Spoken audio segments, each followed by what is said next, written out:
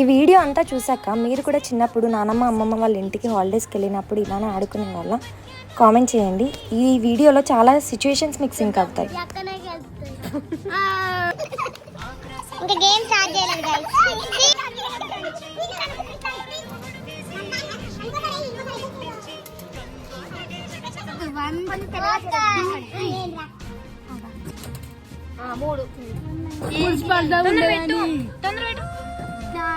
నేను ఎక్కడ ఉన్నప్పుడు 5 2 3 4 5 మీరు ఇద్దరే ఆడుకుంటే వస్తా